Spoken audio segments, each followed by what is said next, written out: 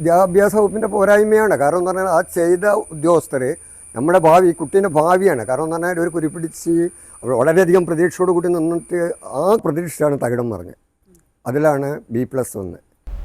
SSLC പരീക്ഷയിൽ 80-79 mark ലഭിച്ചിട്ടും ഒരു വിഷയത്തിൽ വിദ്യാർത്ഥിനിക്ക് വിദ്യാഭ്യാസ വകുപ്പ് നൽകിയത് B+ ഗ്രേഡ്. പുനർമൂല്യനിർണ്ണയത്തിന് അപേക്ഷിച്ചിട്ടും വിദ്യാഭ്യാസ വകുപ്പ് ഗ്രേഡ് മാറ്റി നൽകിയില്ല. മേമുണ്ട ഹയർ സെക്കൻഡറി സ്കൂൾ വിദ്യാർത്ഥിനി ചല്ലിവയൽ സ്വദേശിനി പാർവതി സുനിലിനാണ് ദുരനുഭവം ഉണ്ടായത്. ഒടുവിൽ കഴിഞ്ഞ ദിവസമാണ് ആശ്വാസം നൽകുന്ന വിവരമുണ്ടായത്.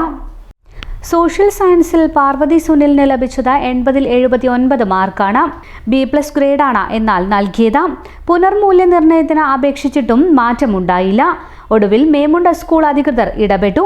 ഉത്തരക്കടലാസ് കയ്യിൽ കിട്ടിയപ്പോൾ തെളിവോടെ വിദ്യാഭ്യാസ വകുപ്പിന് സ്കൂൾ അധികൃതർ പരാതി നൽകി. തുടർന്ന് കഴിഞ്ഞ ദിവസം ഗ്രേഡ് മാറി A+ ആക്കി. ഇതോടെ പാർവതിക്കും വീട്ടുകാർക്കും സന്തോഷമാവുകയും എല്ലാ വിഷയത്തിലും A+ ലഭിക്കുകയുമായി.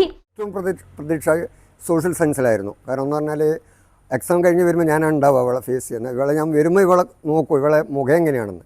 അന്ന് വളരെ ഹാപ്പി ആയിരുന്നു. ഒരു 75-76 മാർക്ക് കിട്ടുമെന്ന് പറയാം 80-ൽ. പക്ഷേ റിസൾട്ട് വന്ന് നോക്കുമ്പം ആ പ്രതീക്ഷയാണ് തകിടം മറിഞ്ഞത്. അതിലാണ് B+ വന്നത്. അതോടുകൂടി ഡൗണായി. ഓള് മാത്രമല്ല ഞങ്ങളെല്ലാവരും.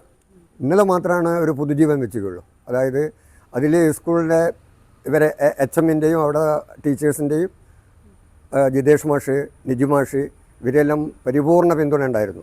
അതുകൊണ്ടാണ് ഇത്ര പെട്ടെന്ന് നമുക്ക് അത് ഞങ്ങളത് പോയി അതിന് പിന്നാലെ പോയാൽ ഇത്ര വേഗത്തിലുള്ള റിസൾട്ട് കിട്ടില്ല.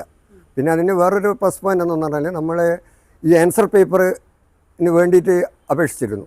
അത് കിട്ടി നോക്കുമ്പോൾ അതിൽ 79 മാർക്കുണ്ട് 80-ൽ. പിന്നെ ടീച്ചേഴ്സെല്ലാം ഉണർന്ന് പ്രവർത്തിച്ച് പിന്നെ അങ്ങനെ ജിതേഷ് മാഷ്ക്ക് എത്രയും വേഗത്തിൽ പരീക്ഷാഭവനുമായിട്ട് ബന്ധപ്പെട്ട് അതിൻ്റെ റിസൾട്ട് കിട്ടി. ഇന്നലെ വൈകിട്ടോടുകൂടി ഞങ്ങളെല്ലാം വളരെ ഹാപ്പിയാണ്, വളരെ സന്തോഷമുണ്ട്. അത് സ്കൂൾ മാനേജ്മെൻറ്റും സ്കൂളെ ടീച്ചേഴ്സും അവരുടെ പരിപൂർണ്ണ പിന്തുണ ഞങ്ങൾക്ക് കിട്ടിയിട്ടുണ്ട്. വിദ്യാഭ്യാസ വകുപ്പിൻ്റെ പോരായ്മയാണ്. കാരണം എന്ന് പറഞ്ഞാൽ ആ ചെയ്ത ഉദ്യോഗസ്ഥർ നമ്മുടെ ഭാവി കുട്ടീൻ്റെ ഭാവിയാണ്. കാരണം എന്ന് പറഞ്ഞാൽ ഒരു കുരിപ്പിടിച്ച് വളരെയധികം പ്രതീക്ഷയോട് കൂടി നിന്നിട്ട് ആ വിജയിക്കുന്ന വിചാരിച്ച സബ്ജക്റ്റിലാണ് അത് തോറ്റുപോകുന്നത്. അന്നേരം ഉണ്ടാകുന്ന അവർക്ക് മാത്രമല്ല ഞങ്ങൾക്കെല്ലാം മൊത്തം ഒരു വലിയൊരു വിഷമം. അതിൽ ഇപ്പോൾ അവൾ മുക്തിയായിട്ടില്ല. ഇപ്പോഴും അവിടെ നടക്കുന്നുണ്ടാവുള്ളൂ. എന്താണെന്ന് പറഞ്ഞാൽ ഒപ്പത്തിനൊപ്പമുള്ളൊരു സന്തോഷിക്കാനുള്ളൊരു വക ഉണ്ടായില്ല. മറ്റുള്ള കുട്ടികളെല്ലാം A+ നേടി ഫ്ലെക്സിലും ക്ഷണനവും എല്ലാം കിട്ടി. എന്നെ മാത്രം ഞാൻ ഇങ്ങനെ ആയല്ലോ എന്നുള്ളൊരു സങ്കടമുണ്ട്. അത് ഇന്നലത്തോടു കൂടി തീർന്ന് അത് ഇനി അവക്കും ഒരു ഇതാണ്. പിന്നെ വരുന്ന കുട്ടികളെ ഇനി പരീക്ഷ എഴുതുന്ന കുട്ടികൾക്കും കൂടി ഒരു പ്രയോജനമാണ്. കാരണം എന്ന് പറഞ്ഞാൽ ഇങ്ങനത്തെ തെറ്റാവർത്തിച്ച് കഴിഞ്ഞാൽ ഒരു ജീവിതം, അതായത് ഒരു ഭാവിയിൽ അങ്ങനെ തന്നെയാണ് നശിച്ചു പോകുന്നത്. അതൊരിക്കലും ഉണ്ടാവാൻ പാടില്ല. അതെല്ലാവരും ഒന്ന് പ്രവർത്തിച്ചിട്ടുണ്ട്. സ്കൂളിൻ്റെ ഭാഗത്ത് നിന്ന് നല്ലൊരു പിന്തുണ കിട്ടിയിട്ടുണ്ട്. ഇന്നും ഞങ്ങളവിടെ പോയിട്ടുണ്ട്. വളരെയധികം സ്നേഹവും ബഹുമാനവും തന്നിട്ടുണ്ട് HMവും അവിടെയുള്ള സഹപ്രവർത്തകരും. ഗ്രേഡ് മാറ്റി നൽകിയിരുന്നുവെങ്കിൽ +1 പ്രവേശനത്തിന് നല്ല പരിഗണന കിട്ടുമായിരുന്നു.